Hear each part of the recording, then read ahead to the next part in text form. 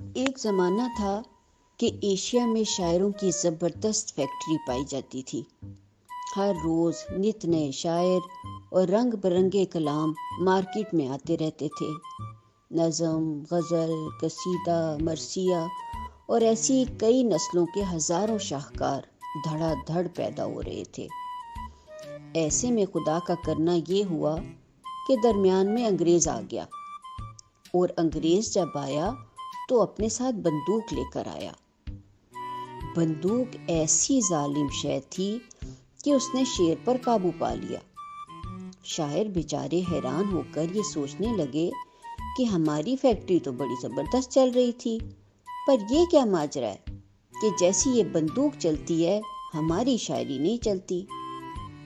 اوپر سے ترا تماشا یہ ہوا کہ انگریز نے تو ٹرین بھی چلا دی۔ اب ٹرین ایسی سیٹیاں مارتی، شور مچاتی جاتی تھی کہ شاعروں کی تو بولتی بند ہو گئی۔ شاعر سوچ میں پڑ گئے کہ یہ کیا ہوا۔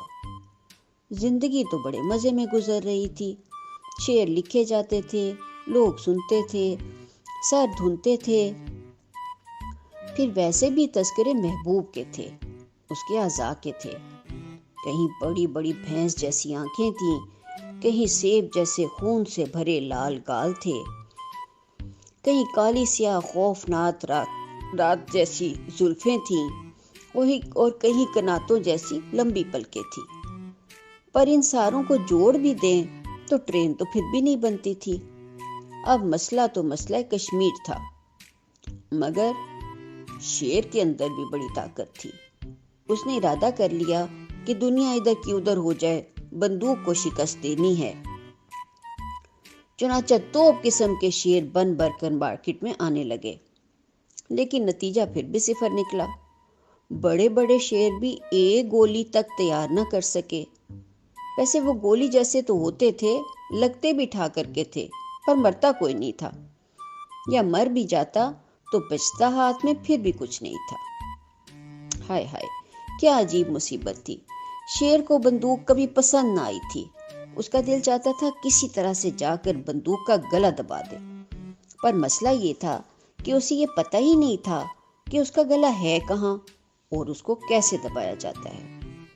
بس یہ کشمکش چلتی رہی۔ شیر کی بھی اپنی ایک طاقت تھی، اور کبھی کبھی وہ اپنی طاقت کا لوہا منوا بھی لیتا تھا، پر بندوق تو پورے جنگل پر چھاتی جا رہی تھی، ایسے جیسے طوفان ہی آ رہا تھا۔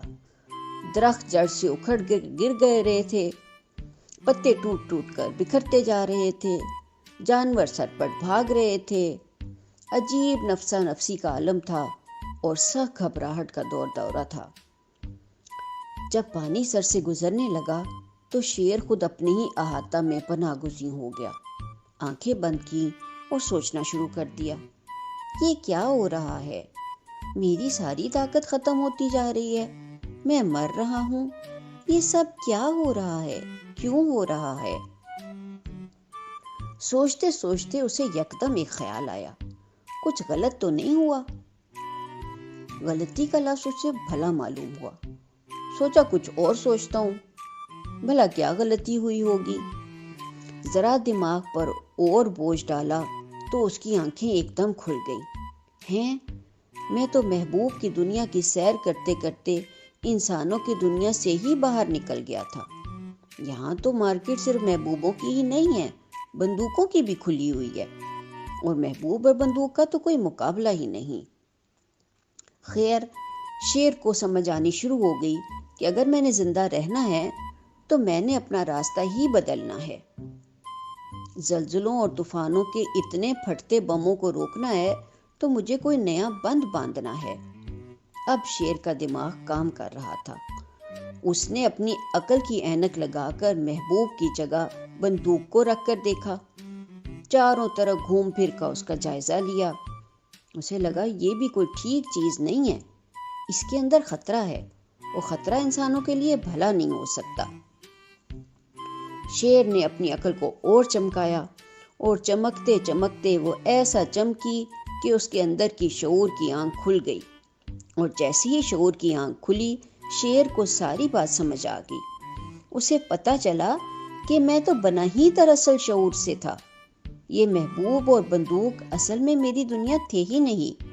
میری دنیا تو غور و فکر کی دنیا تھی، علم و آگہی کا جہان تھی۔ چنانچہ شیر نے اپنی پرانی دنیا کو چھوڑ کر نئی دنیا کی جانب سفر شروع کر دیا، کیونکہ یہ اس کی اپنی دنیا تھی، شعور کی دنیا، جس میں بندوق اور ٹرین تو کیا، ستارے اور سیارے بھی ٹوٹ ٹوٹ کر اس کی جھولی میں گر رہے تھے۔ کائنات کے راز اس پر کھل رہے تھے اور وہ زندگی کی اصل حقیقت تک رسائی حاصل کر رہا تھا۔ شیر اس منزل کو دیکھ کر مسکرا دیا۔